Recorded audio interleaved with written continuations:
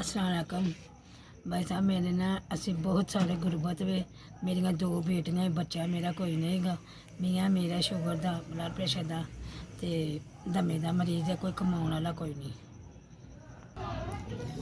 शौक भाई साहब, मैं मेहनत मजदूरी लोगों के घर काम करनी है। मियाँ मेरा बीमार है, असी दवाई लैन जोगे भी नहीं है। तो लादा तुसी साडी मदद कर दो, तुहाडी मेहरबानी। असी रोज़े रखने हैं, साढ़े को रोज़ा खोलने वास्ते भी नहीं कोई चीज़ होंगी।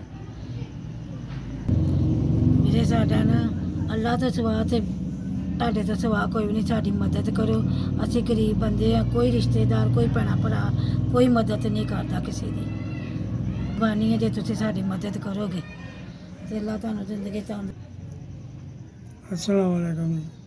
मैं बहुत बीमार आदमी है। मैं दवाइयाँ से मेरे को पैसा नहीं, मैं दवाइयाँ नहीं ले सकता। मेरा कोई पुत्र नहीं है जिसकी कोई मेरी ना करेगा। आपको तुसी मदद करो मेरी, अल्लाह तुहाडा भला करे। अल्लाह तुहानू तंदुरुस्ती देवे। मेरे को मैं कमा नहीं सकता, मेरे रब से सिवा और कोई नहीं है। मैं बड़ा मजबूर आदमी। मैं बीमार टीवी का मरीज हाँ। मेरे को दवाइयाँ से पैसे कोई नहीं। धियाँ का घर है, हमें तुसी मेरी मदद करो। सिवाय तो बहुत लोग हैं, असी किसी को मांग नहीं सकते। आप तुसी मदद मेरी करो, आपकी बड़ी मेहरबानी हो।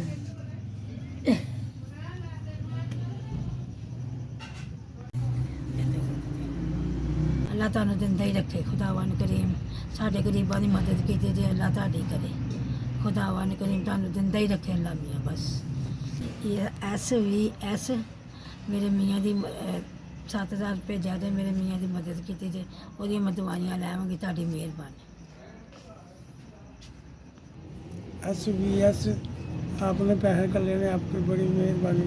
मेरी दवाइयाँ यानी अल्लाह ताला तुहानू बहुत देवे, सारे रिज़्क च इजाफा होवे ते साडी तुसीं सुनदे रहो।